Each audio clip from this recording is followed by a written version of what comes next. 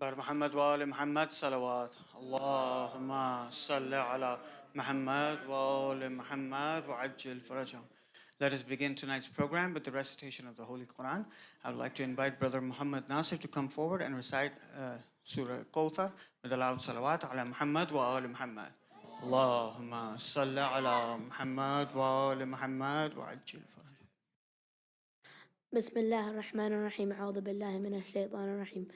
إنا أعطيناك الكوثر فصل بك وانحر إن شانئك هو الأبتر. صدق الله العلي العظيم.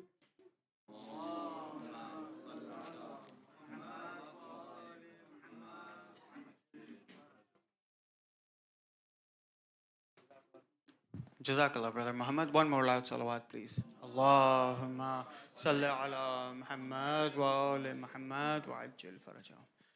I would now like to request Sister Rubab to please recite some poetry with a loud salawat ala Muhammad wa ali Muhammad. Allahumma salli ala.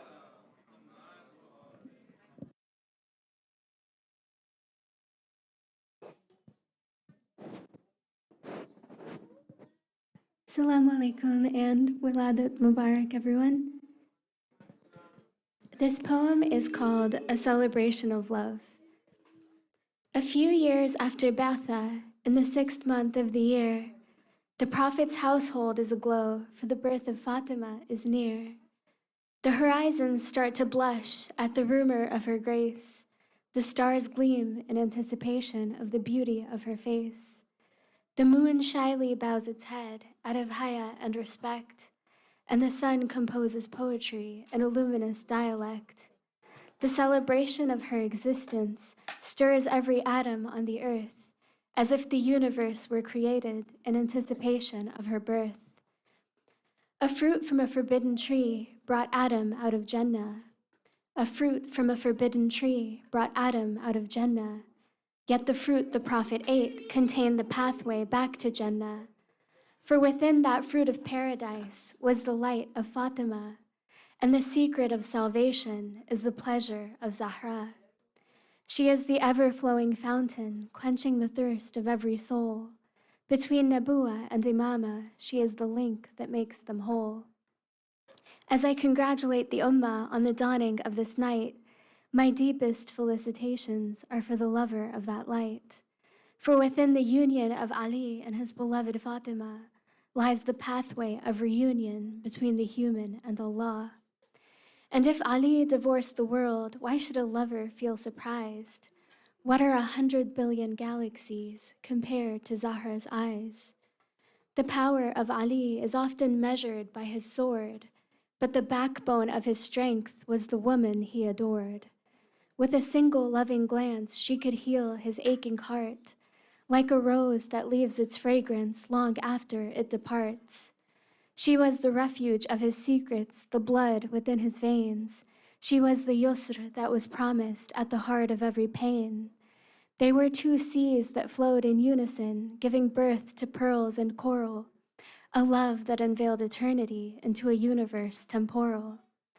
As we celebrate her coming, we celebrate our own revival, for the fulfillment of all creation lies in Fatima's arrival. For a woman whose heart awakens to the love of Fatima becomes a bridge that brings the one she loves closer to Allah. And a man whose heart has truly grasped the nobility of Ali will not rest until he frees his soul from the nafs's tyranny. For Tawheed is the deepest yearning at the core of every soul. No matter where our paths diverge, we all share this common goal. So the heart of every creature seeks the doorstep of Zahra, and this threshold bears the perfect path that returns us to Allah. Salawat.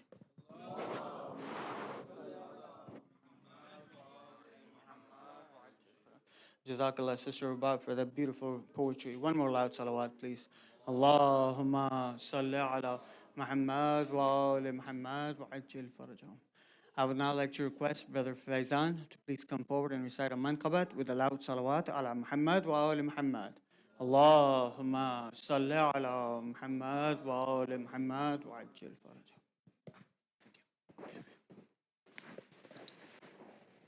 For Muhammad wa ali Muhammad salawat.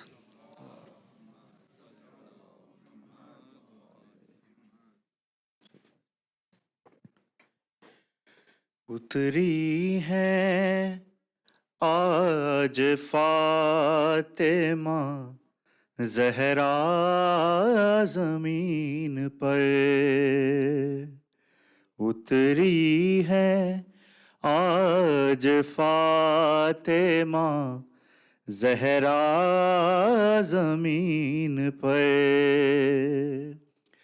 کیسے رہے دماغ، کیسے رہے دماغ زمیں کا زمین پر، اتری ہے آج فاطمہ زہرا زمین پر، جبریل کے سے پوچھ کے لائے گایتیں، جبریل کے سے پوچھ کے لائے گایتیں، زہرا یہیں ہے تو بھی، زہرا یہیں ہے تو بھی، ٹھہر جا زمین پر، اتری ہے آج فاطمہ زہرا زمین پر، وہ جا رہی ہیں عرش پہ زہرا کی روٹیاں، وہ جا رہی ہیں عرش پہ زہرا کی روٹیاں، وہ آ رہا ہے دہر کا، وہ آ رہا ہے دہر کا سورہ زمین پر، اتری ہے آج فاطمہ زہرا زمین پر، زہرا نے خود دعا کو اٹھائے ہیں اپنے ہاتھ، زہرا نے خود دعا کو اٹھائے ہیں اپنے ہاتھ، عباس تم کو آنا، عباس تم کو آنا پڑے گا زمین پر، اتری ہے آج فاطمہ زہرا زمین پر، جنت سے کربلا کا پتہ پوچھتے ہوئے، جنت سے کربلا کا پتہ پوچھتے ہوئے، آدم کے ساتھ آئی ہیں، آدم کے ساتھ آئی ہیں حوا زمین پر، اتری ہیں آج فاطمہ زہرا زمین پر، تقسیم کرتی فاطمہ زہرا گر فدک، تقسیم کرتی فاطمہ زہرا گر فدک، باقی نہ رہتا کوئی بھی، باقی نہ رہتا کوئی بھی بھوکا زمین پر، اتری ہے آج فاطمہ زہرا زمین پر، بیکار ہے یہ اس کو جہنم میں بھیج دو. بیکار ہے یہ اس کو جہنم میں بھیج دو. ایک بوجھ ہے یہ دشمن، ایک بوجھ ہے یہ دشمن زہرا زمین پر اتری ہے آج فاطمہ زہرا زمین پر.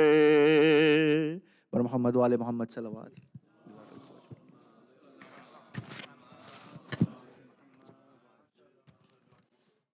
Jazakallah, Brother Faizan. One more loud salawat, please. Allahumma salli ala Muhammad wa ali Muhammad wa ajil farajhum. I would now like to request Brother Hassan Kanani to please come forward and recite a manqabat with a loud salawat ala Muhammad wa ali Muhammad.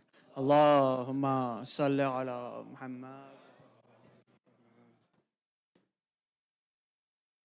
Assalamu alaikum.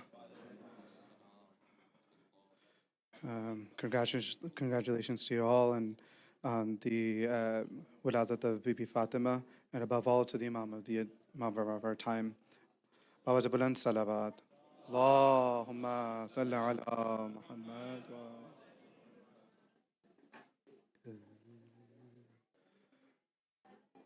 کون سمجھے بھلا فاطمہ کون ہے، کون سمجھے بھلا فاطمہ کون ہے. اس مصر پہ غور کر لیں تو حق ادا ہو جائے گا. کون سمجھے بھلا فاطمہ کون ہے، یا نبی او علی، یا نبی او علی او خدا کون ہے، کون سمجھے بھلا فاطمہ کون ہے. جو نہ سائل سے پوچھے بتا کون ہے، جو نہ سائل سے پوچھے بتا کون ہے، ایسا دنیا میں ہے، ایسے دنیا میں حاجت روا کون ہے، کون سمجھے بھلا فاطمہ کون ہے. اور کپڑے رضوان لایا ہے معلوم ہے، کپڑے رضوان لایا ہے معلوم ہے، کپڑے رضوان لایا ہے معلوم ہے. در پہ فیضان یہ، در پہ فیضان یہ کب کہا کون ہے، کون سمجھے بھلا فاطمہ کون ہے. اور رب حسنین اے سیدہ مرضیہ، رب حسنین اے سیدہ مرضیہ، میرا باب تیرے سوا کون ہے، کون سمجھے بھلا فاطمہ کون ہے. اور خاص توجہ کا طالب ہوں. از ازل تا ابد اتنے کم وقت میں، از ازل تا ابد اتنے کم وقت میں کیا بتائیں علی، کیا بتائیں علی فاطمہ کون ہے، کون سمجھے بھلا فاطمہ کون ہے اور حامی قاتلان جناب بطول، حامی قاتلان جناب بطول، میں تو انسان ہوں، میں تو انسان ہوں، تو بتا کون ہے، کون سمجھے بھلا فاطمہ کون ہے؟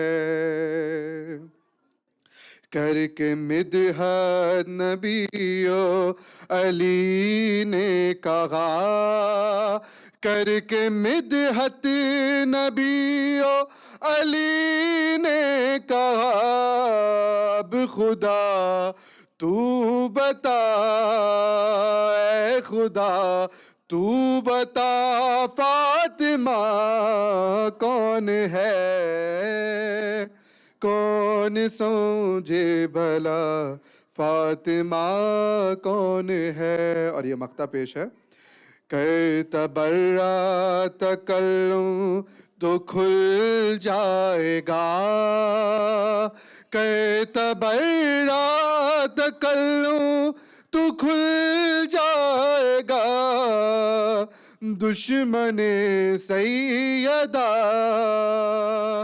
دشمن سیدہ کون تھا کون ہے، کون سمجھے بھلا فاطمہ کون ہے، کون سمجھے بھلا فاطمہ کون ہے؟ بر محمد و آل محمد صلوات.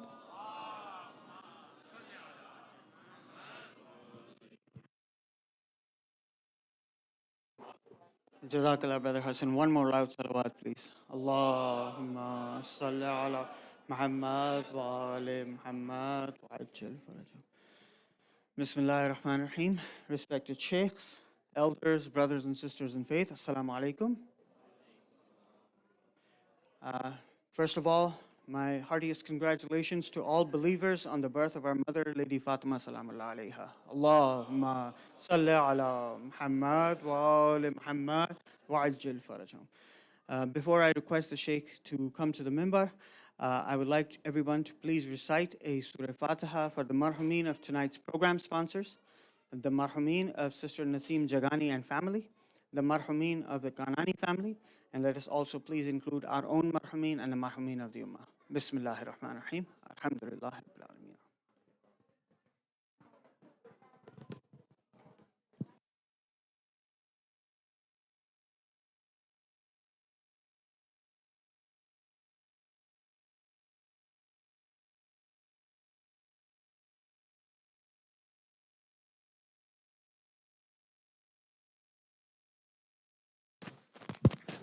Bar Muhammad wa ali Muhammad salawat. Allahumma salli ala Muhammad wa ali Muhammad wa ajil farajahum.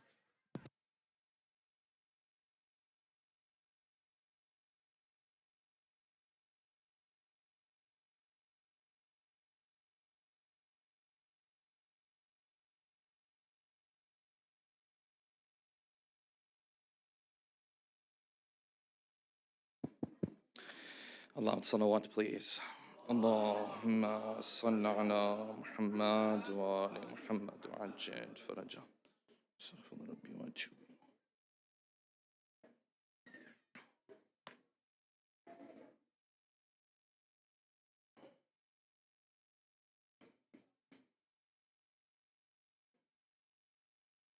One more loud salawat, please. Allahumma salli ala Muhammad wa ali Muhammad wa ajil farajah. أعوذ بالله من الشيطان الرجيم. بسم الله الرحمن الرحيم. الحمد لله الذي لا يبلغ مدحته القائلون ولا يحصي نعماءه العاد ولا يؤدي حقه المجتهدون الذي لا يدركه بعد الهمم ولا يناله غوص الفطن الذي ليس لصفته حد محدود ولا نعت موجود ولا وقت معدود ولا أجل ممدود أما بعد فقد قال الله الحكيم في محكم كتابه الكريم أعوذ بالله من الشيطان الرجيم يا أيها الذين آمنوا لا يحل لكم أن ترثوا النساء كرها ولا تعضلوهن لتذهبوا ببعض ما آتيتموهن إلا أن يأتين بفاحشة مبينة وعاشروهن بالمعروف فإن كرهتموهن فعسى أن تكرهوا شيئا ويجعل الله فيه خيرا كثيرا صدق الله العلي العظيم صلوات اللهم صل على محمد. For the love of our beloved Prophet and his beloved progeny, a second loud salawat. Allahumma salli ala Muhammad wa ala Muhammad wa ajil faraja. For the hastening in the return of our beloved 12th Imam, a third final loud salawat.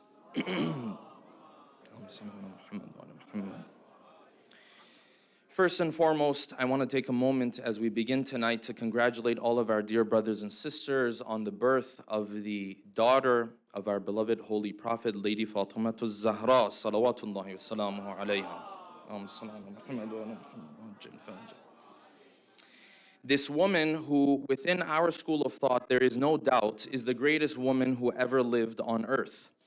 And within at least the other schools of thought, she would fall at least within the top 4 women to live on earth. Therefore, when we talk about the heritage and the legacy that Lady Fatima left behind for us, we are speaking of a woman who left behind for us many, many different lessons and a very important legacy and many things to learn from her. It is not easy to pinpoint a particular lesson from the life of this beloved lady for us to take away while setting aside the many other lessons that she has brought to the forth and brought to the table for us. However, tonight we want to discuss one of those things that goes hand in hand with the character of this beloved lady and this beloved daughter of the Prophet. And that is the type of household and the type of atmosphere that she was able to build with her husband, the first Imam, within their house. The atmosphere within this household is something spectacular. It is something special. This household is a household that is so extremely loving. It is so extremely affectionate. People who interact with one another within this household, the majority of them, if not all of them, are ma'soom at this point. And therefore, the way they treat one another is on a different level and on a different standard. And we have been taught by the Ahlul Bayt to look up to them and to learn from that atmosphere that they have built within their household. And hence you find that the moment Ali ibn Abi Talib, salawatullahi wa salamu alayhi, is given permission to now go into the house and begin his life with the daughter of the Prophet began their marital life with an important piece of advice. So the first Imam, he narrates that after the nikah was done and we were now formally married and now entering into the house to begin our marital lives together, ثُمَّ صَاحَ بِي رَسُولُ اللَّهِ, the Prophet called upon me and he said, listen, Ya Ali, I have a piece of advice for you. Udkhul baytak, enter into your house, waltuf bizawjatik, and be kind when it comes to your spouse. Be compassionate when it comes to your spouse. Warfuq biha, show compassion, show kindness, show compromise, show sacrifice when you're treating and dealing with Fatima, because certainly Fatima bad'atun minni. Fatima is part of me. Whatever bothers her, yu'limuni. Whatever bothers her brings pain to my heart as well. And hence you find this life begins with this understood, this teaching understood, that every interaction we're going to have together in this household is based on affection, it is based on love, it is based on kindness and compassion. And similarly, you also see this in the seerah of Lady Fatima herself, when the narrations tell us that the nights of Qadr have come around and she wants to make sure that Hassanain are staying up during this time. She doesn't approach things a way a lot of our parents approach things. That maybe, for example, you're speaking out loud, don't let anyone go to sleep, don't do this, don't do that. The narrations tell us that she came, took a little bit of water, placed it on their faces so that they wouldn't fall asleep. Everywhere you go in her seerah, kindness, compassion, and you see her doubling down on this specifically when it comes to inside of the household. Therefore, this is one of the most important teachings of this beloved daughter of the Prophet. When you look into our communities, however, you find we are quite a bit far away from this standard and from this reality. And the moment a house loses its peace, loses its tranquility, and becomes chaotic, or God forbid, turns violent, then all of a sudden this household is no longer a healthy household.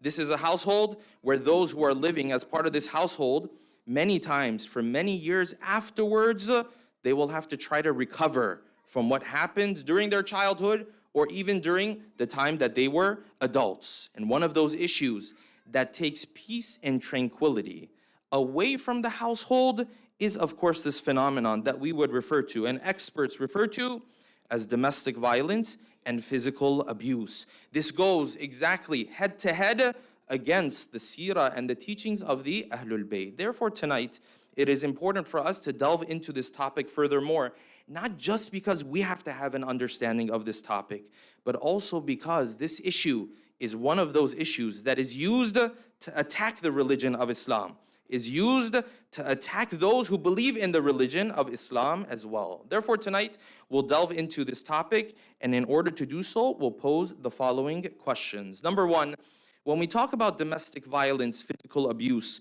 what is the definition that experts give of this concept to us? Is it a one-off event, or is it a pattern of behaviors and a cycle that constantly repeats itself? Number two, what do statistics tell us about domestic violence within religious communities as well as within the broader society and non-religious communities? Is this an Islamic-only problem, or is this a problem that society at large is dealing with? Number three, does verse 34 from Surah number 4, verse 34 from Surah An-Nisa, does it allow violence to enter into the household, or is this a misrepresentation and mischaracterization of this verse of the Quran? Number four, if we believe that this verse is not allowing physical violence to enter into the household, what are the 5 proofs that can be presented to prove this point? Number 5, what is diya and what is blood money?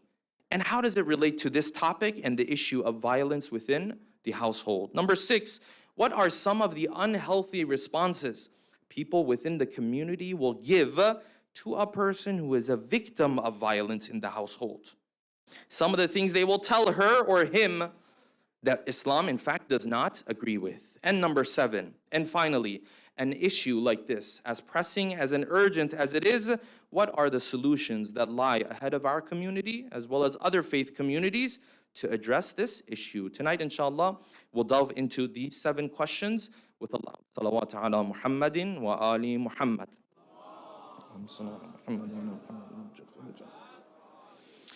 Let us begin from here. Many times when someone grows up and becomes an adult and you see within their character certain flaws, certain issues, typically our approach is to give this person advice, to admonish this person from a religious perspective. If he has bad temper, you go to him and say, listen, you have to calm down. If he lacks respecting others, for example, you go to him, you tell him Islam told you to respect others, so on and so forth. From personal experience, however, I can tell you that the religious approach is very important. But a lot of time, the roots of these characteristics and these issues and these flaws will go back to issues that lied in the household where this person was growing up, in the household where this person was nurtured. And of those issues that opens a can of worms for the upbringing of these individuals in that household is this issue of domestic violence. When this house that is supposed to be a place of safety, tranquility, peace, all the other synonyms that you want to add, turns into a place of violence, all of a sudden now, all sorts of issues have now entered this household. And the people who are in this household are vulnerable to all sorts of problems that can arise from this. And hence you will find people who have experienced things of this nature, you will find for many years they're trying to recover from it. And God forbid, sometimes it even reaches a point where this person, there is a loss of life, meaning there's no more opportunity even for recovery at that point. And so this is a very serious issue for us to talk about. Let's start from here. The definition of domestic violence, if you were to sit with an expert and say physical abuse, domestic violence, can you give me a definition? Of course, the definitions are going to slightly differ from organization to organization, but generally, the following vocabulary you will find. They will tell you, domestic violence is a pattern of behaviors where in an intimate relationship between a wife and a husband, one of them tries to assert dominance, full power and control over the other side. Usually it will be accompanied by physical abuse as well. Sometimes it may not accompany physical abuse. Sometimes it happens without physical abuse as well. This is possible. This is a general definition that you will find. And the key word that you find in here, and we're going to come back to this, is a pattern of behavior. It's not a one-off event based on the definition. It's not a one thing happened this time, that time. No. It is a pattern of behavior. It is a cycle that continuously happens over and over again. We're going to come back to this point. Okay, so what do the statistics tell us about this issue? The reality is that every year in the United States, millions of people are impacted by domestic violence. Every year, some statistics, the numbers are in the millions. Some statistics say 12 million, 13 million. Some numbers are even higher. Some numbers will tell you 20%, 30% are impacted by this violence in one way or another.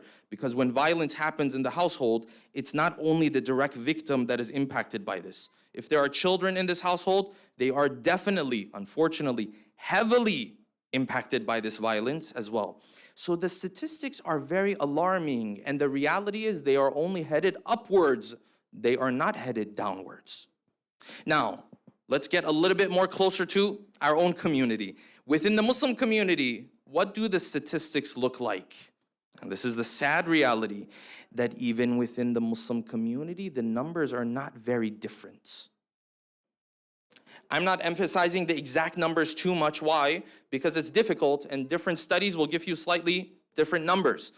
But one thing that experts will tell you in general is that, listen, this issue of domestic violence is something that goes beyond culture, it goes beyond religion, it goes beyond race, it goes beyond background. In other words, typically the statistics are almost the same. Now, in some communities less, in some communities more, but typically this is an issue that every faith community and every non-religious community is dealing with. This is alarming. This is a problem. And from here begins the first of those issues that we have to discuss. Why? Because when it comes to this issue, you will find people who want to attack Islam on this issue. And they will say, yes, the reason why this exists in the Muslim community is in fact because, na'udhu billah, God forbid, the Quran allows this, and that's why you find it within the Muslim community. The problem with this argument is, first of all, you're an Islamophobe. That's problem number one. Problem number two is your numbers are not even supporting this. Because the numbers tell you this is not a Muslim problem. This is not an Islamic problem. You say religion is bad, it's backwards, let's get rid of it. Okay, look at a secular society. Are the numbers any different? No, the numbers are not even any different. If anything, they might be a little bit higher also. And it's surprising.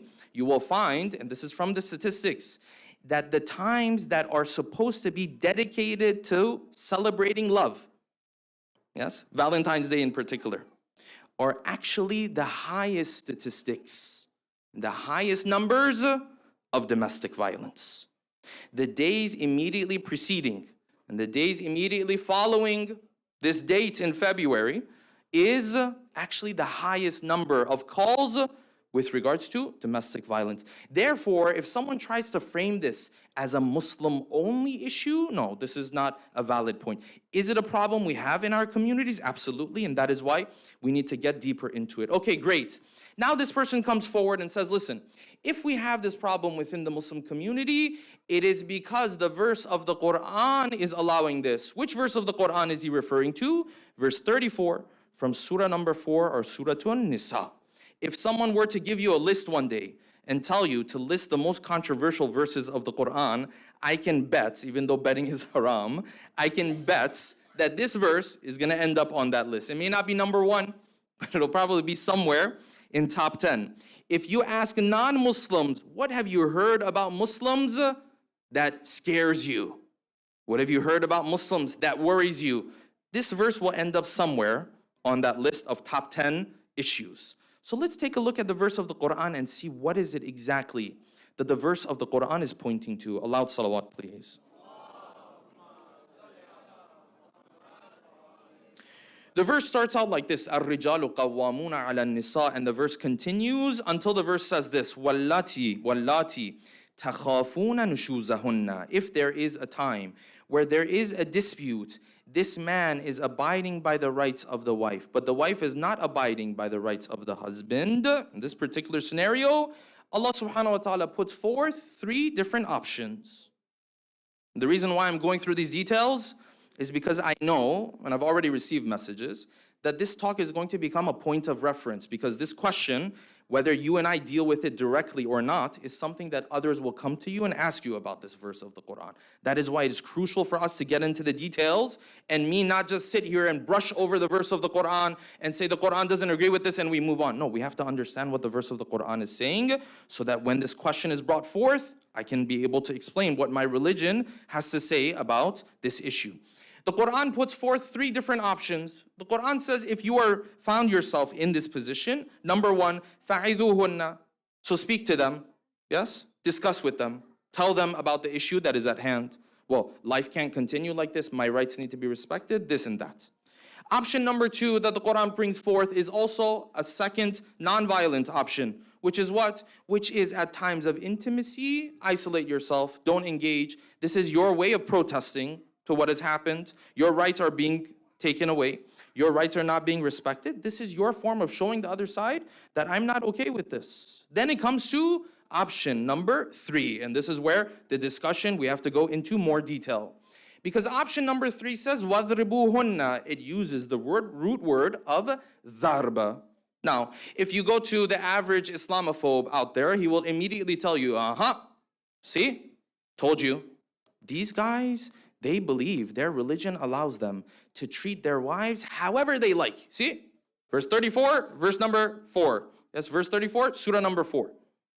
Except the problem with this understanding is that we never look at a verse of the Quran in a vacuum. We never understand a verse of the Quran just by itself. There is always a context to the verses of the Quran. And unlike what most people assume, that context is not just the verses before the verse and the verses after the verse. In the Quran, this is not the only context you look at.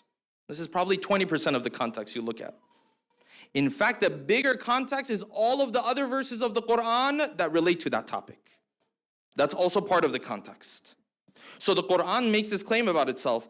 I am a book where the beginning ties in with the end, and the end ties in with the beginning. So if you want to give your opinion about a particular verse of the Quran, you have to go through the whole Quran. Not just before and after. Oh, I looked at the verses before. I looked at the verses after. Okay, great. That's only 20% of your job. Now you have to look at other verses of the Quran. So I want to understand this وَذْرِبُوهُنَّ, this third method that Allah subhanahu wa ta'ala brought forth.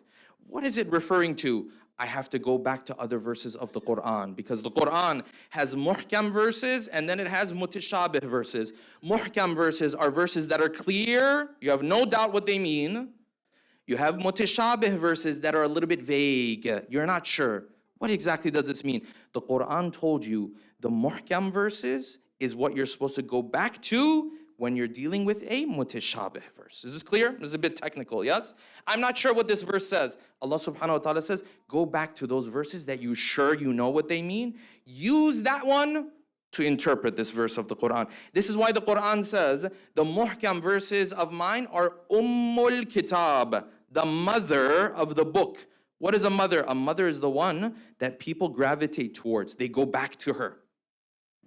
The Quran said, my muhkam verses are Ummul Kitab. They're the mother of the book. You don't know what wadribuhunna means, yes? Go to the muhkam verses, the verses that are clear on this topic.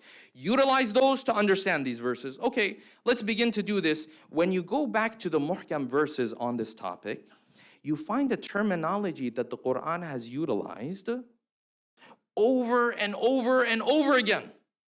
Now, Mr. Islamophobe doesn't want you to hear about this terminology. He only wants you to think about what? Verse 34, surah number 4. Yes. He wants you to be in a position where you have to deal with this verse just by itself. Well, that's not how we understand Quran. What is the terminology the Quran goes back to and uses this over and over again? All the sisters, you can use this in your arguments with your husbands, yes? This terminology, you can always use this, yes? If you want that purse, and he says no, see, Maulana said this is what we have to do. So now we have to buy the purse. No, that's not how it works, okay? What is the terminology that the Quran came back to over and over again?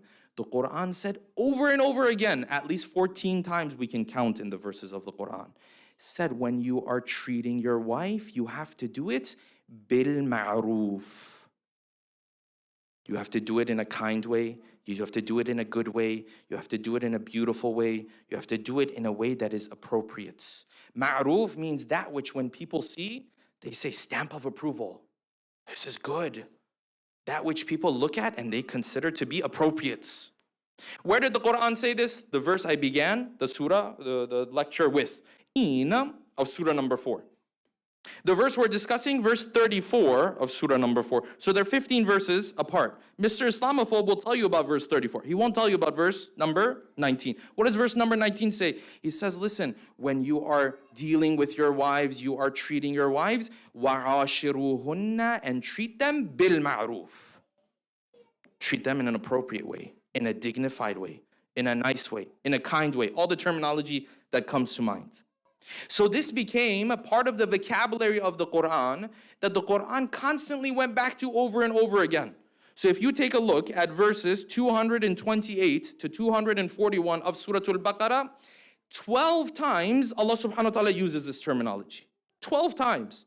How often do you find a word used in the Quran 12 times over and over again? It's not often. But 12 times Allah subhanahu wa ta'ala said, okay, if you guys are talking to each other, do it bil ma'roof. If you're interacting with each other, do it bil ma'roof. Over and over again. So Allah subhanahu wa ta'ala then gave us two options when you are treating your spouse. Option number 1, and this would, by the way, apply to the men's side as well. But because this is obviously the women are more vulnerable in this area. And the statistics, by the way, clearly show this. The statistics are very heavy that the victims of domestic violence are much heavier on the sister side. This is very clear. Everybody knows this. It can happen also, yes, to the male, but predominantly it happens to the female. The Quran is also speaking within this culture. So the Quran said you have two options. Either amsikuhunna bil ma'roof, either keep her, but do it nicely, do it kindly. Or your other option is, if you want to separate, but again bil ma'roof. These are the two options you have available to you. Either you keep her in a beautiful way, or you set her free in a beautiful way, in an appropriate way, these are the two options that you have. And hence the Quran went even further.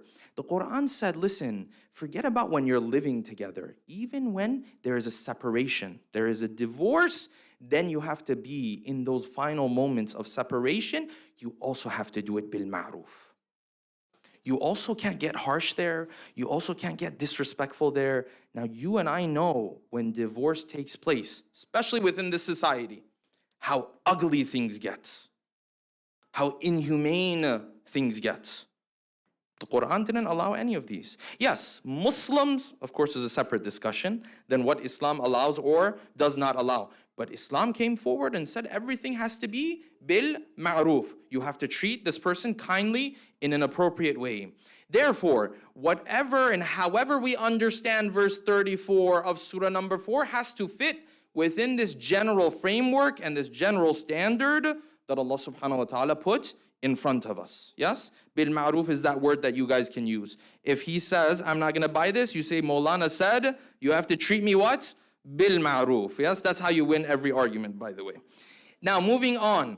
If we understand this, let us come back to the verse of the Quran. So then you say, okay, if Islam doesn't allow for this violence to take place in the household, then what is verse 34 talking about? Before we get to understanding verse 34, there are a number of reasons to clearly know that Islam does not allow domestic violence, physical abuse in no such manner.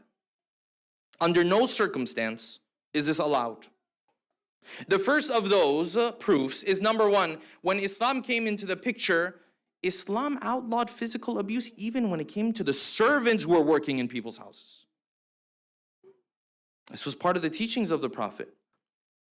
Back in the day, a servant had no rights at all. And Islam came forward and said what?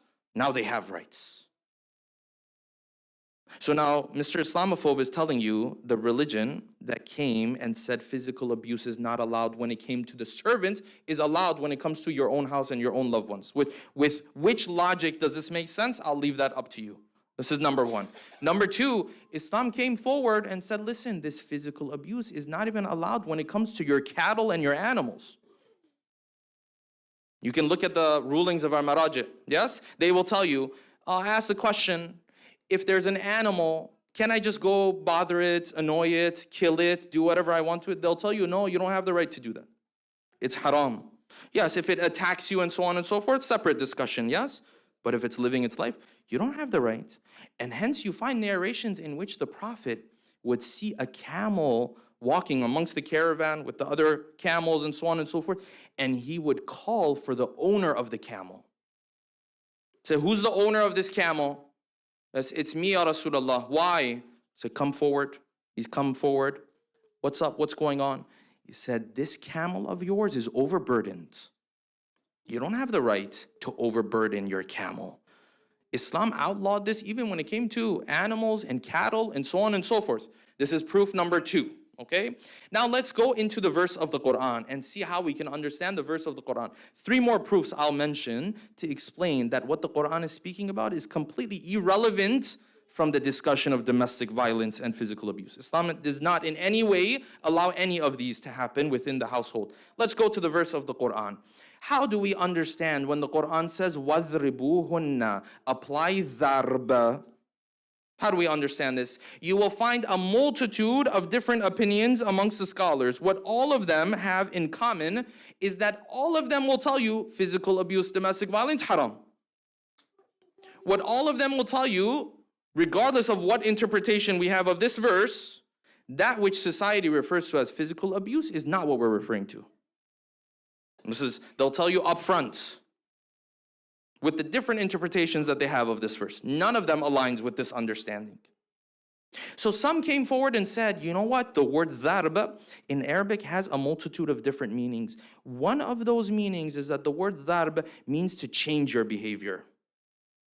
So the Quran said, as the third method, approach her in a different way. Change your behavior so that she will wake up to respecting your rights. She will wake up to actually abiding by the law of Allah subhanahu wa ta'ala in the household. Some came forward and said this. This is opinion number one. Some came forward and said, no, dharb here means to travel or distance yourself. Meaning when the issue of the household reaches this point, then you get up and you leave for a short period to show that you are displeased with what's happening. And we saw this in the seerah of our beloved Prophet, Muhammadin al-Mustafa, salawatullahi wassalamu alayhi. Why? Because this is what the Prophet did when there were issues in the household, and some of the wives of the Prophet were now pressuring him heavily. The Prophet, instead of coming and yelling and this kind of stuff and that kind of stuff, what did he do? He said, if you pressure me like this, then I'm going to leave for a certain period until you wake up. I'm not happy with this situation. And the type of bothering they did to the Prophet was so critical it ended up in the verses of the Quran. In Surah At-Tahrim, Allah subhanahu wa ta'ala speaks about this. Some came forward and said this means, dharb means for you to leave the house for a certain period of time so that hopefully she starts to respect your rights, for example. This was one opinion. A third opinion came forward. They said, no, this dharb means physical contact, but Allah subhanahu wa ta'ala was dealing with a society where this issue was so prevalent, Allah subhanahu wa ta'ala wanted to forbid it in stages. So the first step in these stages was what? That this can only be done as a last option to save the marriage, so that eventually with other verses of the Quran, it is completely forbidden. If you want to understand this process, it would be similar to how Allah subhanahu wa ta'ala made alcohol consumption haram for the believers. What did Allah subhanahu wa ta'ala do over there? He used different stages. The first stage was, for example, when you come and pray, you're not allowed to drink. But then that ruling got changed, yes? And it turned into what? You're never allowed to drink. Similarly, the person who had this opinion, a great scholar, Ayatollah Hadi Ma'arifa, had this opinion. He said, yes, this was Allah subhanahu wa ta'ala's first stepping stone, so that by the end of the revelation of the Quran, it is fully prohibited, and so on and so forth. God is using this as a stepping stone because this is a world and a society where this is normal. Same way, slavery was a normal thing, and then Islam slowly was able to, in a gradual way, remove it and to eradicate it. This was the third opinion. There are those who have the fourth opinion.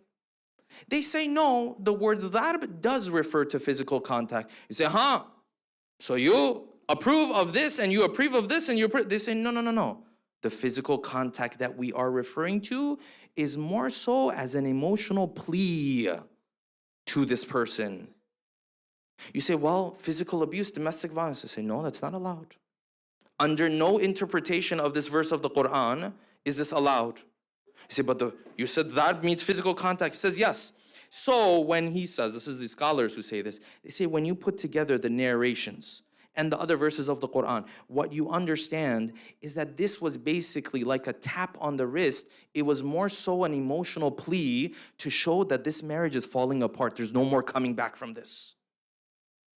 Why? Because the narrations say that this physical contact, it has to be غَيْرَ مُبَرِّحٍ. It's the most minimal physical contact you can think about. That is why I'm using the word tap on the wrist, because they literally use this. Ibn Abbas says, yes, when the Prophet, this verse of the Quran was revealed, what the Prophet meant, when Allah subhanahu wa ta'ala meant, is that you would pick up the piece of twig of siwak, which is the replacement that they had for toothbrushes back in the day.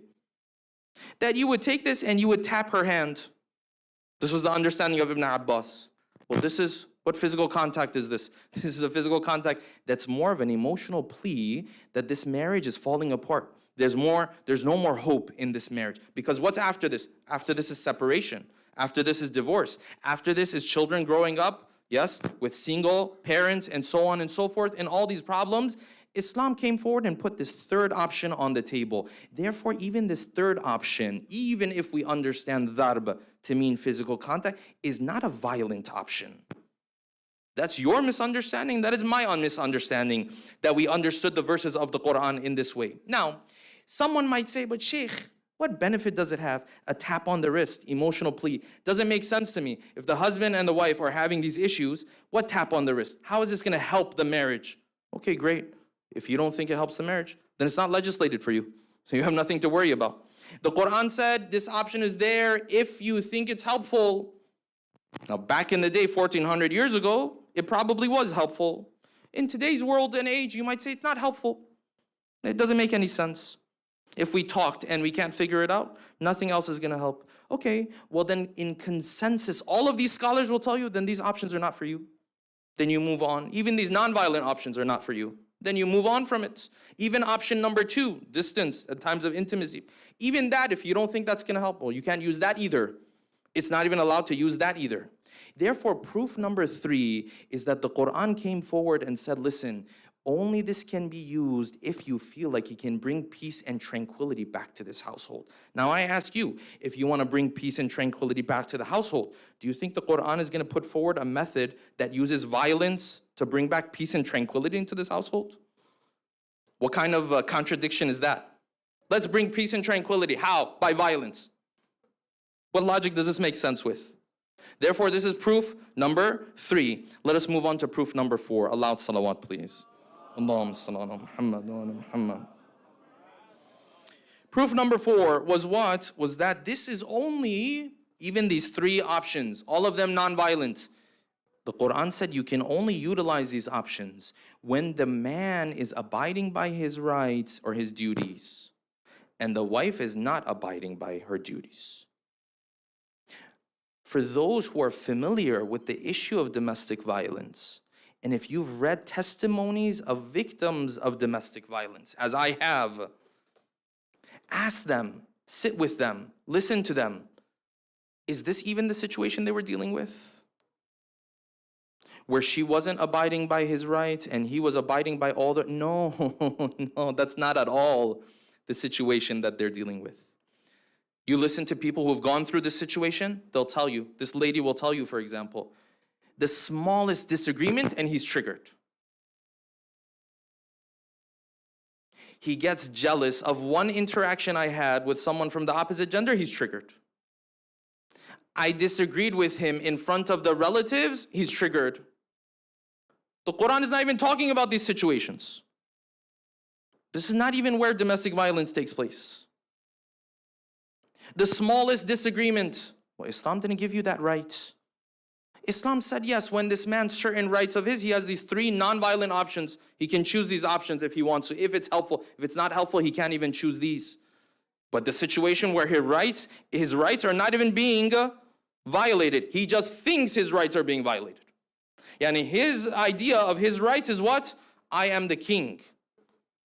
Mr. Narcissism, he thinks everyone, mashallah, has to bow down to him. Yes? He knows everything and he is amazing, and don't you dare disagree with me in front of my family. You disrespected me in front of my family. This triggers him. Don't you dare speak to anyone from the opposite gender. It triggers him. Is this what Islam taught? It's completely irrelevant to what Islam taught. And by extension, even these 3 non-violent options that the Quran put on the table, through putting these on the table, Allah subhanahu wa ta'ala took tens of other options off of the table. What are these options? These all happen in society, by the way. Of those options, threatening the other side, blackmailing the other side, taking away her assets and her wealth and her financial capability. Did Islam teach us to do this? Islam took all of these off of the table. You don't have the right to come in here and threaten her. You have 2 options. Either you continue this life bil ma'roof, in an appropriate, beautiful way, or you set her free in a beautiful way. Those are the 2 options you have. Anything else, you don't have permission to be doing this. Therefore, Islam, by putting these 3 options on the table, what did it do? It outlawed a number of other techniques and tactics that are used, amongst them physical violence, amongst them physical abuse, amongst them domestic violence. All of these are outlawed in Islam. That brings us now to proof number 5. Proof number 5, if any Islamophobe ever comes up to you and says, your religion tells you that you can treat your wife however you want, or your husband however you want, or whatever the case might be. You ask him one simple question. Yes, one simple question. See, if Islam says I can treat anyone, especially my loved ones, in any way, physically I can attack them and do whatever I want, this is what you're claiming, then why are there pages after pages after pages of rules about the penalty that someone has to take care of if they physically approach another person? If you go to the end of the Risala of Ayatul Sistani, and you can check this tonight, yes? You will find a portion on the topic of diyat. What's diyat? They typically would refer to it as blood money. It sounds a little violent, but that's the title in English they use for it typically. What is blood money? Islam, now picture in that society, barbaric society of 1400 years ago, yes? Islam came forward and said, listen, forget about your loved ones. A stranger, someone you don't even know, if you physically attack this person, not only is it haram, not only do you have to go and beg for forgiveness, but then there is a hefty financial fee and penalty that you also have to take care of. And so in books of fiqh, they have long discussions on what is the penalty fee, what is the financial fee, what is the financial penalty Depending on what happened, this fee will continue to go higher. The minimal level starts from a slap on the wrist. If this slap on the wrist, the skin turned red, there is a financial penalty for it. If, God forbid, it went further, left a mark, there's a penalty for it. Then Islam went further, said if any parts of the body were impacted by this, a greater penalty for this. If it happened on the face or the head, because these are probably the most important parts of the body, there is a heavier penalty for it. Yes, you can treat your wife however you want. How does this mesh with anything in Islam? Yes? Then why are all these financial penalties and financial fees if I were to do this? And these rules apply whether, by the way, someone does this on purpose or by mistake even. By mistake even. I was walking. Yes, I didn't see this person is sitting here. I walk by, my foot hit their face, God forbid, for example. It left a mark. Technically, this person is liable. Technically, this person, you're responsible towards this person now. Now, of course, hopefully, if I'm walking and I hit you guys, you'll forgive me and we'll just move on, yes?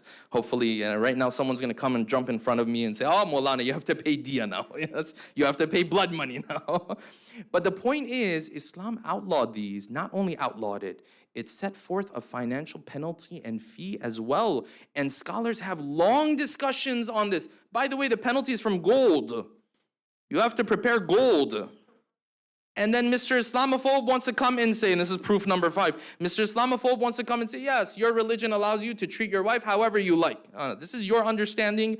It is not our understanding within Islam. Having understood all of this, as we're wrapping up, there are a number of things that people who struggle with domestic violence are told within our communities. Meaning when they finally open up to someone, this person will turn around and say one of these items sometimes. Of those things, number 1 is that they will tell this person, listen, first of all, you should just be patient. Just take it. Don't do anything about it.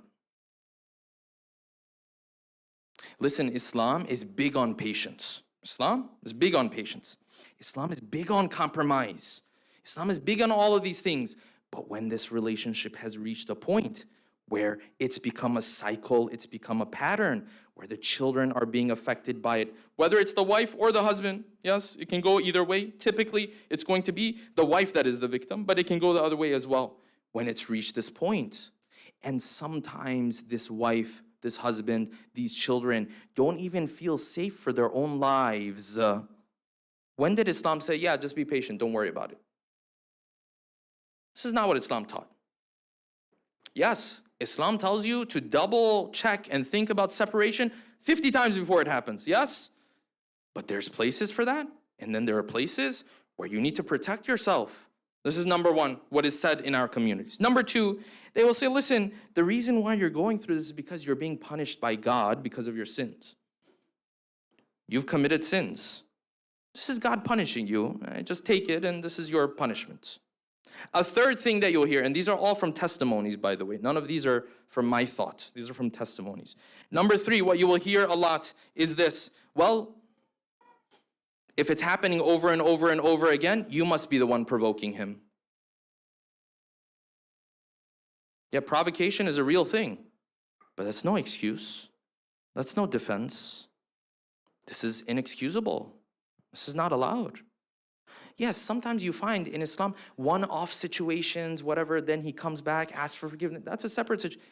A cycle of behavior, a pattern like the definition that the experts mentioned. What provocation? Then you speak to people who are dealing with this issue, say, how did you provoke him? Nothing. I disagreed with him in front of his parents. That was the trigger. That's what set him off. The kids, they wanted to go watch some TV. It set him off. Where did Islam teach us this? Number 4, the final one of those, is what? Oh, be thankful to God. At least he's religious. Yani the injustice we do to Islam when we use this terminology. Oh, don't worry about it. At least he prays and he's religious. As if the one who told him to pray is not the one who told him also to be kind to your wife. And by the way, this is an injustice you and I do to Islam. Setting aside this issue, what do we do? And I've seen this all the time. This sister will come forward, this brother will come forward, Sheikh, I don't practice, I don't do this. Why?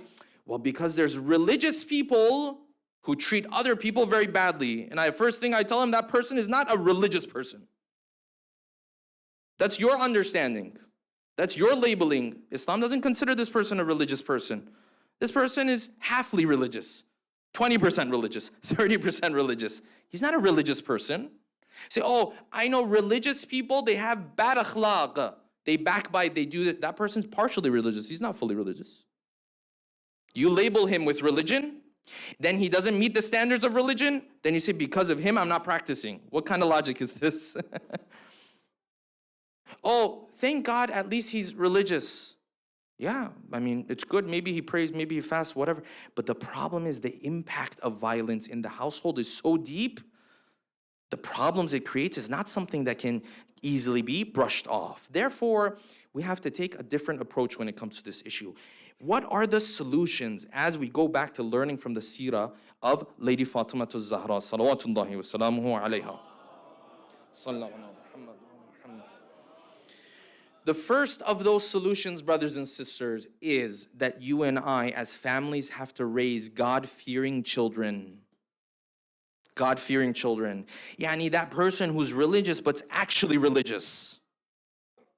That's what we need more of. We don't need more secular individuals. No, this is a problem in the secular realm too. You need people who are actually God-fearing. When the Prophet was speaking in some of his final khutbahs, what did he say? He was referring to the husbands. He said, أَخَذْتُمُوهُنَّ بِأَمَانَةِ اللَّهِ. This wife has been granted to you as a trust from Allah subhanahu wa ta'ala. Yes? And your engagement with them, your interactions with them has been made halal because of the permission of God. And God granted you with a blessing. He gave you permission to engage with them. Then he said, فَاتَّقُوا اللَّهَ فِي النِّسَاءِ. So fear God when it comes to your wives. Fear God when it comes to your spouses. First, number one, is you and I have to raise actually God-fearing children.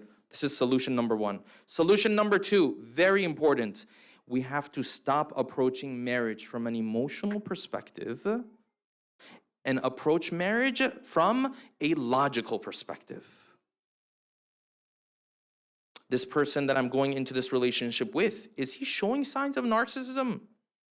Oh, he's very charismatic, you know, he talks, everyone listens, and this is that, and this. Yes, half the people, I shouldn't say half, a lot of people who are very charismatic are actually very narcissistic.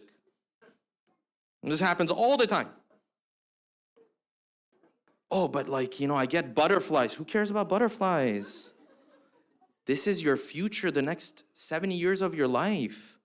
Open your eyes, see who you're going into this relationship with. Yes, you can't always tell. There's no doubt about that. Sometimes you can't tell and it happens later and so on and so on. But this is important. This is part of the reason why love marriages is something we have to be a little cautious on. I'm not saying it's all bad and this and that. No. We'll talk about this topic later, yes? But we have to be cautious there. Caution is always crucial. Caution is always important. Love marriages as well as marriages that are put together. Same thing. You have to be cautious on both of them. This is number two. Number three, and the final solution, is that we have to bring together and form organizations within our communities who can support an individual who is in this situation. Now this part, I'm gonna close up my notebook. Yes, I'm gonna vent a little bit, okay? Why? Because in these situations, and I'll tell you what happens in our community very, very frequently, when this surfaces in a family, people think that the biggest, most important, heroic thing that they have to do is go and tell the Maulana. Maulana, this is happening. Okay, so how are we gonna solve it? Oh, I thought you were gonna solve it. I thought you were gonna, you know, because your words are magic, yeah? You just open your mouth, two things, and then this husband is not doing this anymore. That's not how it works. We need mechanisms in our communities, organic organizations in our communities, that when someone is dealing with this issue, they can come around them and support them in this situation. The masjid's role is mainly preventive. It's primarily preventive. Yes, when it surfaces, the masjid also has to play a role. But that's when professionals have to come forward. Therefore, when this person comes to me and says, oh, Maulana, this issue is happening, I say, great, you did 5% of your job. The other 95% is you volunteering, giving from your wealth, giving from your time to see how we're going to address this issue. And this is not just this issue, substance abuse. I'm going to send a message to Maulana right now so he knows we have substance. Maulana already knows we have substance issue in our community, and tens of other issues that Maulana probably hasn't told you about. Our community is full of issues. This is every community. You coming and bringing it to the surface is 5% of what you need to do. You coming and speaking about it, which is a good thing. It's not a bad thing. It's a good thing. But that's 5% of it. Now I want to ask you, as a professional or as a member of the community who's so concerned about this issue, which is a great thing, how are you going to contribute to solve this problem? Are you going to give from your time? Are you going to fund community programs that are trying to address this issue? Are you going to invest in our youth? Are you going to do this? We all have to do that. Just talking about it is 5% of the process. The other 95% of the process is what? You stepping up, you coming forward and saying, okay, this is how I want to be able to contribute. Let me put together a group. Let me see what's going to happen. Let's put our thoughts together, so on and so forth, so that we have this. Alhamdulillah, here in Dallas and in Texas, we are blessed with the Texas Muslim Women Foundation. Yes? That helps a lot with these issues. It helps a lot with these, and we need more organizations of this sort, not just on domestic violence, on other issues as well. We'll wrap up with this, brothers and sisters. When you put together everything that Islam has to say into one line, this is the line that you and I have to remember from the Holy Prophets, Muhammadin al-Mustafa, salawatullahi wa salamu alayhi. The Prophet has a line that has occurred in multiple narrations, a multitude of narrations. It's very short. He said this, خيركم, the best of you, خيركم لأهله, done. The best of you is the best of you amongst, the best of you is the one who treats his family in the best way. This is what Islam preaches, brothers and sisters. خيركم خيركم لأهله. The best of you is the one who's the best with his loved ones in the household. And this is why Ali ibn Abi Talib, salawatullahi wa salamuhu alayhi, he said what? When the life of Fatimah had come to an end, years later, he said, from the moment we started our life, there was never a time, وَلَا أَغْبَضْتُهَا, I never angered Fatimah. وَلَا أَكْرَهْتُهَا, I never forced her to do anything. Until Allah subhanahu wa ta'ala came and took her soul and she was martyred. And hence you find yourself mesmerized by the character of a lady who set lessons and a legacy and a heritage for us and only lived maybe around 20 years.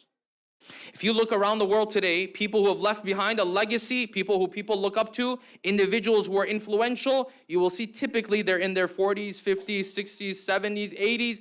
A scholar who's been studying the faith for many, many years, how old is he? And then you come to someone like our beloved mother who's passed away at such a young age, but has left this type of impact.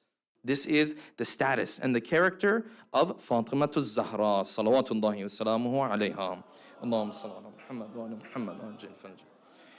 With that, inshallah, we'll bring tonight's talk to an end. We ask Allah subhanahu wa ta'ala to place us amongst those who are khayrukum, who are the best. And like the Prophet said, the way to get there, inshallah, is to be the best with our loved ones. With that, inshallah, we'll bring tonight's to an end. Let's take a moment, inshallah. Immediately afterwards, we have a quick activity. We're going to have some of the parents and we're going to have some of the kids. And we're going to ask some questions, and we'll have gift cards for the winners. So the parents are going to be in one group, the kids are going to be in a different group, okay? And inshallah, we'll have that. Before we start with that, let's take a moment to recite Surah Al-Fatiha for all of your marhumin and marhumat, especially for the marhumin and marhumat of the sponsors of tonight's program, with a loud salawat ala Muhammadin wa ali Muhammad. Allahumma salli ala Bismillah ar-Rahman ar-Rahim. مالك يوم الدين إياك نعبد وإياك نستعين صراط الذين أنعمت عليهم غير المغضوب عليهم ولا الضالين. All right, if I can get the other mic. So I was gonna come down from the minbar, but I thought I could just run the game from here. So it's probably just easier to run it from here. Okay, so what is this game? Anyone under, let's say 15. You want auntie versus non-auntie? Okay, that's her terminology, by the way. That's not the wording I was using. All right, so we have one group for the elders, and we have one group for the youngsters.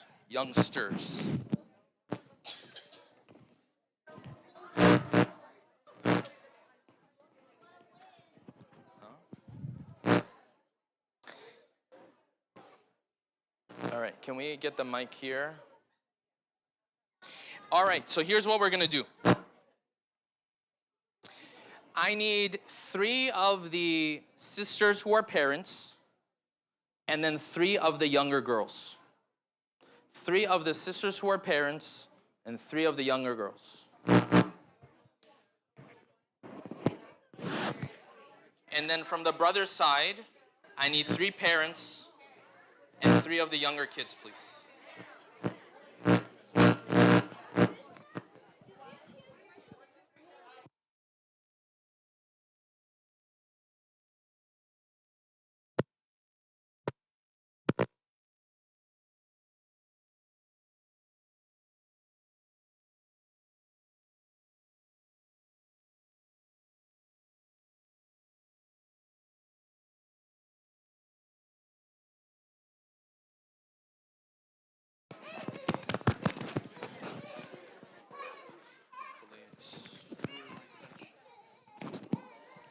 All right, Zuna, move this thing back a little bit.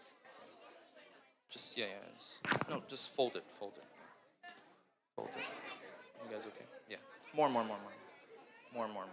little bit more.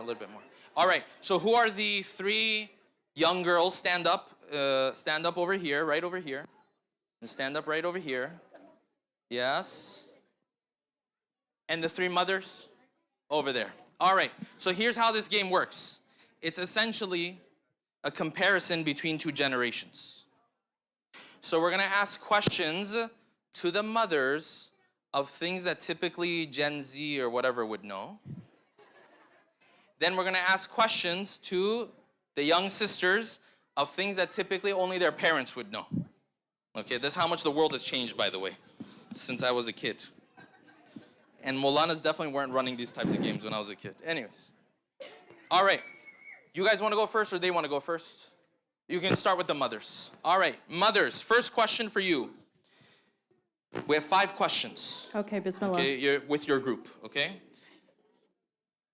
First question for you is this. If your kid comes to you and says, if you say something and your kid says, no cap, what does that mean? You just said something and your kid says, no cap. What does that mean? What are they talking about? What are they referring to? Oh, you look confused. Any idea? Huh? There's no help. This is the whole point of the game. What does it mean?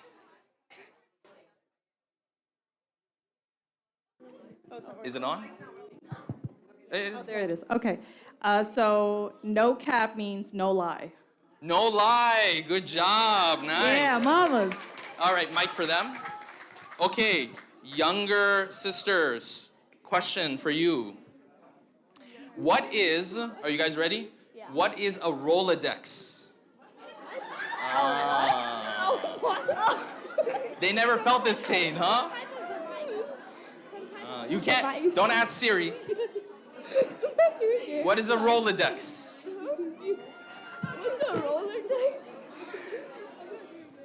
I don't know. All right, you guys have 5 seconds. Some kind of toy? Huh? Some kind of toy that they used to play?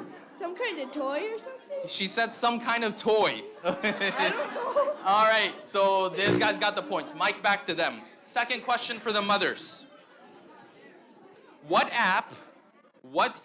application is there on phones that goes off once a day randomly, and you have to post something to the app at that time. It goes off once a day, and you have to post to social media immediately. Yeah. Zunair's already old. Most of the brothers look like they don't know the answer to this question. You know, it's not TikTok. Yeah. It goes off once a day, and you immediately have to post to social media. Okay. It's a crazy world, yeah? Yeah. What is it? Assalamu alaikum. It's Wa alaikum be as- real. Be real. How are you guys finding out these answers? Wait, how many people are in your group? They have like 10 people in their group. All right. No, not yet. That's at the end. At the end. Mic for the young sisters. Young sisters, question for you. They might know this one. Young sisters, question for you guys. What is a floppy disk? What? Some type of CD? Some type of, like a music player? What is a floppy disk? Like a record. A record, yeah. Watch her be like a toy. Any idea? Like some kind of record CD. She said some kind of record CD. We'll take it. It's okay. We'll take it. It's okay. It was like a CD, but not like a CD. I don't know how to explain it. It was a square, no? It was a square. Okay.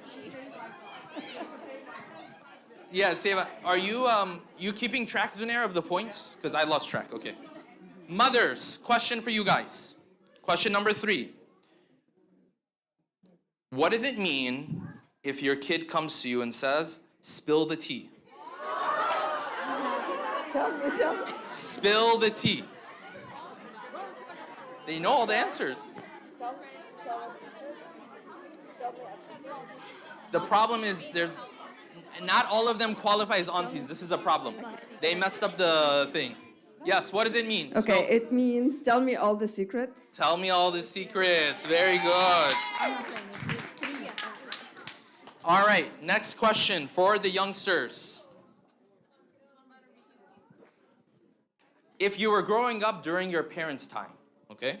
If you were growing up during their time, and you want to lower the window in your car, what do you do? What do you do, Mike? There's like a handle and you like roll it down. You roll it down. Yeah, with Very the good, handle. very good, very good. All right, mothers.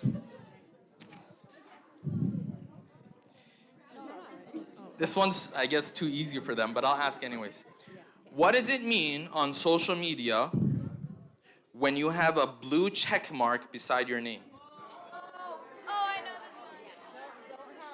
Verified. Verified. Very good. All right.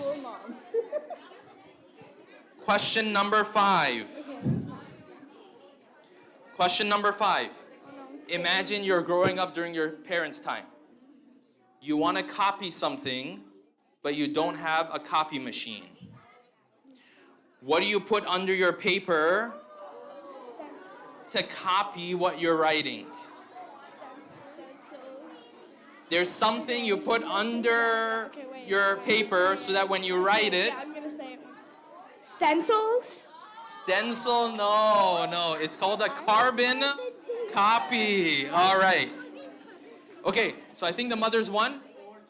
4-2. Okay, you can give them 3 gift cards or however many. They only get 3. If they had 10 people in their group, they have to, because they broke the rules. 3 gift cards. All right, you guys can take a seat. Loud salawats.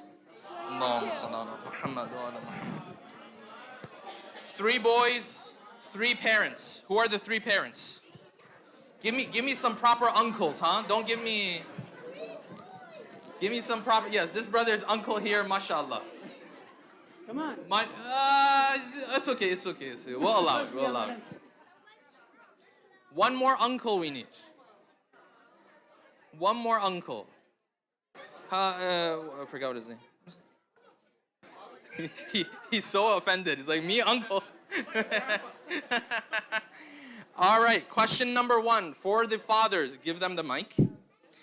Question number 1 for the fathers. Testing. What does it mean? What does it mean when something is mid? It means it's average. No, no. Mid means below average. It means, yeah, they say Maulana's lecture was mid. Yani it's not. All right, pass over the mic to these guys. Younger boys. This question is my favorite. Brings back so many memories. Imagine you're growing up during your parents' time. You're connecting to the internet. What sound do you hear when you're connecting to the internet? It's like a, you got it, bro, you got it. I forgot how to like say it, but it's like a, it's like an alien sound.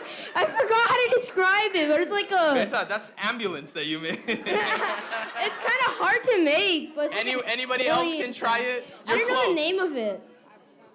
No, can you? Anyone hear this voice before? What is it like? I don't know. I forgot the name. Should we accept it from them? Accept it. Accept it. At least he knew there was a sound, so that was good. All right, very good. You got their points? All right. Older brothers. Let me see here. No time. Okay, older brothers. What does it mean when someone... What does it mean when someone's being extra? They say this person's being extra. You should see the confusion on their faces. That would be a show off. A show off? No, no. It means they're doing too much, yeah? They're doing too much. Unfortunately, they lost points. Lost points. Younger brothers, question for you guys. This one is really good. You guys ready? Yeah. What are the yellow pages? Yellow pages. He's gonna be like pages that are yellow. No. We may have to quit. Any idea what are yellow pages? You can discuss with your group. All right, so I'm introducing a new law. Every group can get help from their parents one time. Do you guys want to call for help? Yes. What are yellow pages? You can call for help. What are yellow pages? Just tell her. Just tell her. It's a what? A directory. A directory. A director. A director. A directory. Oh, I get to get blue coins. Thank you. They cheated. A booster C2, huh? What is that? Oh, it's okay, it's okay. Question for the fathers. If your kid goes somewhere and says, it was okay, but I didn't like the vibe there. Yani, vibe, what is this vibe he's talking about? What is vibe? We didn't have this growing up. What is vibe? Huh? That would be the atmosphere. The what? The atmosphere. The atmosphere, the energy. It's okay, it's Energy, okay. yeah. We'll take it, we'll take it, we'll take it.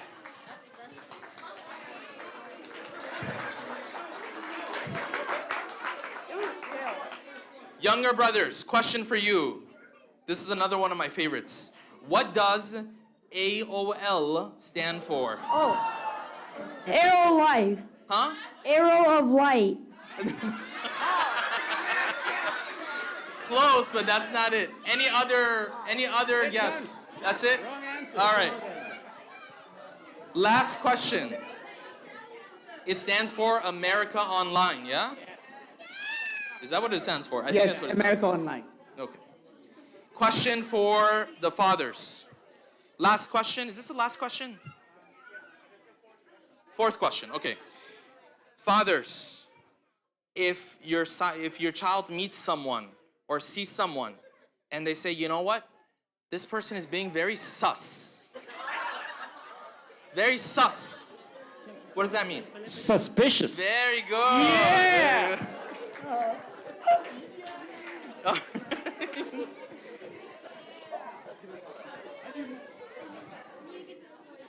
All right, you guys ready? Imagine you're growing up during your... Well, let me skip this question. Here we go. Oh, this one's my favorite. When you're in school, Pizza Hut will give you a free personal pan pizza if you do what? There's something you would do when we were growing up where Pizza Hut would give you free pizza. A plus. A plus. If you get an A plus on your test. If you get an A plus on your test. No. If you read 100 pages, Pizza Hut... Is this just me? You guys are looking at me confused. Yeah. Okay, you guys weren't reading. That's why I was the only one reading. All right, last question. Last question. Here we go. Translate this sentence. I came up with the questions in a variety, mashallah, okay? Translate this sentence. Low-key, Maulana's khutbah was fire today. Low-key, let's say Sheikh Amin. Low-key, Sheikh Amin's khutbah was fire today. They're so confused. Huh? You guys need to talk to your kids more. Huh? You got 5 seconds. We have to switch back to the sisters now. 5 seconds. It means that he was very soft spoken, but he had a lot of passion about what he was talking about. Okay, I love how you tried to make that up. That was very good. What's the score? 3-2. 3-2. Okay, this is your chance to tie it. This is yes. 2-2? This is correct. Okay, right? no, it's completely wrong. Younger boys. Younger boys, this is your chance to win. Okay, I have to get this. Finish the sentence, or finish the name of this person. Bill Nye. The science guy. The science guy. Very good. All right, gift cards. Gift cards. Good job. For the kids. Good job. You can. Very good. Loud salawat for them. Thank you. Allahumma salli ala Muhammad. 3 girls, 3 mothers. 3 girls, 3 mothers. This is the last round. Last round we're going. Okay, hand it over to them. Just make sure there's only 3 people because we only have 3 gift cards. Yeah. 3 mothers, 3 sisters.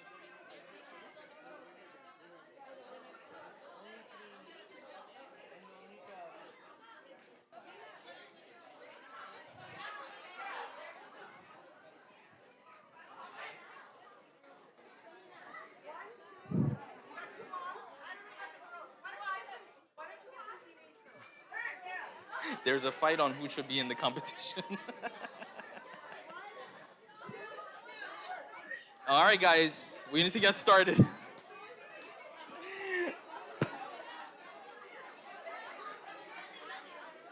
Give me some aunties, don't...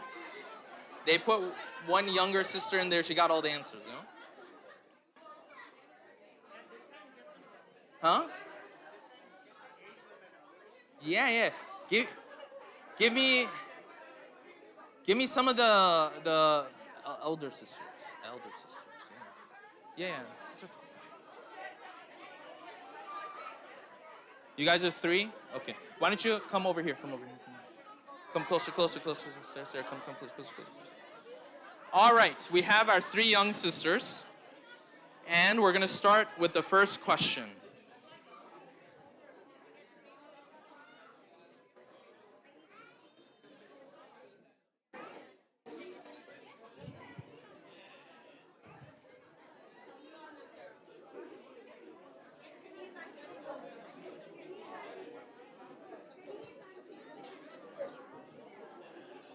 Okay, I think I need one question more. Ya Allah, we have to go, sisters. Very good, very good, very good. Ahsant. Bahut acha. Very good. All right, let the sisters start so they, out of respect. First question for the sisters. What does it mean? What does it mean when someone says, your child says to you, I'm very upset. She left me on red. She left me on red. She broke his heart. Well, kind of, but not really. Left me when she needed the most. No. Left me on red means saw my message. The message said red, but didn't respond. All right, younger sisters. Mic to the younger sisters. Okay, bad start. It's okay.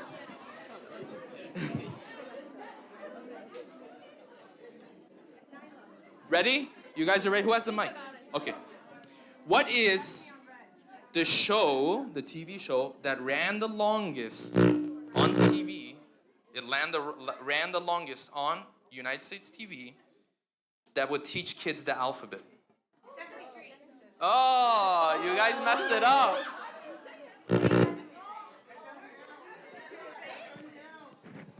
Someone shouted out the answer. I don't know. Okay, what is it? Put it in mic. Sesame Street. All right, okay. We'll see what we do with that one. Sisters.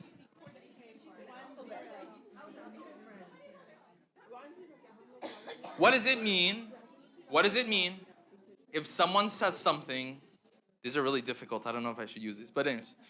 What does it mean when they say, this coffee is ethically sourced?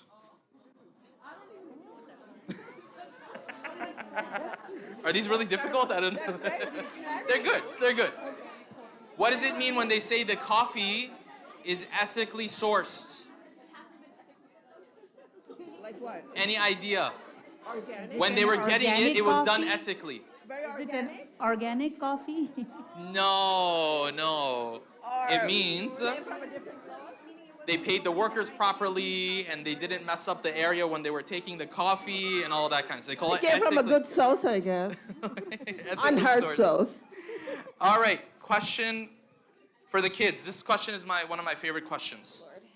Sisters, young sisters, tell me. I'm gonna mention something, and then you have to tell me, is the price of this thing closer to $20 or is it closer to $100? No, right now. Is it closer to $20 or closer to $100? If you go into an auto parts shop and you ask for blinker fluid, is the price closer to $20 or is the price closer to $100? They have no idea. Blinker fluid. All the parents, inshallah, take your kids, tell them to go inside of auto parts, buy blinker fluid, okay? Just do it on me, don't worry. Is it closer to $20 or $100? What is it? Choose an option. Closer to 20? It's closer to 20 is technically correct because blinker fluid is not a real thing, okay? We don't pour our fluid in our blinkers, okay? It's okay. No problem. Oh my gosh. Sisters. Very important question. Sisters, this is your chance, This is your chance. You were upset about the coffee. This is your chance. What is the most viewed video on YouTube, and what does the song sound like? It's a kid's song. I'll give you that clue. The most viewed video on YouTube, it's a kid's song. Baby shark? Baby shark. Baby Shark. And what does it sound like? Just do like the first 2 seconds. Good. Baby shark. Very good. Baby shark. Yeah. Do is Baby Shark. Okay. All right.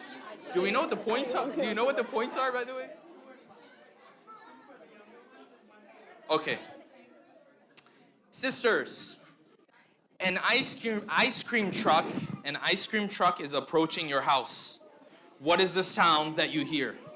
Wait. It's hot in the summer. Ice cream truck is coming. What? Make the sounds. You have a mic. Make the sound for me. See, they don't have ice cream trucks anymore, you know? No, I'm not. I know what sound it makes, but I don't know how to say it. We all know this, yeah? Yeah, ice cream truck. I know it, but I don't know how to make the sound. There's a very famous sound it has. Either you know it or you don't know it. There's ice cream trucks everywhere. Okay, no, she said there's ice cream trucks everywhere. No. All right, you want to give it a shot? It starts with like do. Okay, yeah, that's close. Yeah, but like that should be the point. It goes do do do do da da da da da da da da da da da da da da da da. Is that the one? You guys had the same ice cream truck or is different? I'm sorry, it's a different ice cream truck. My bad. It's okay, we'll give them the points. Last question.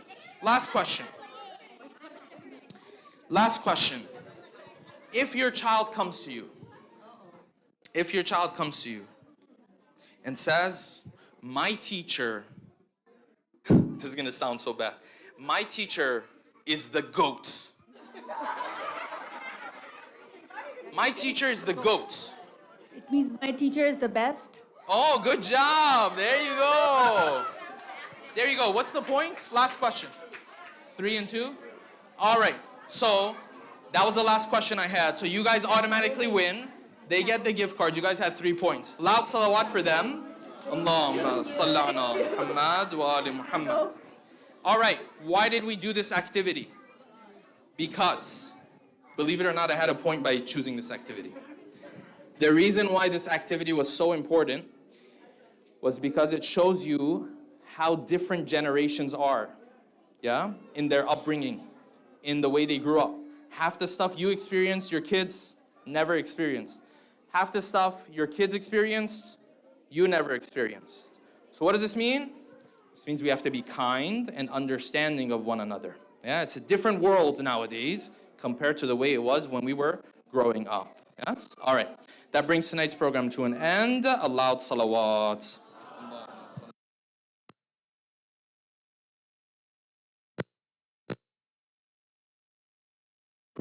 Inshallah, we will be reciting ziyarat.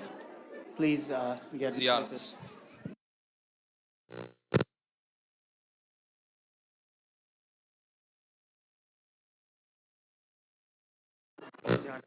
Thank you.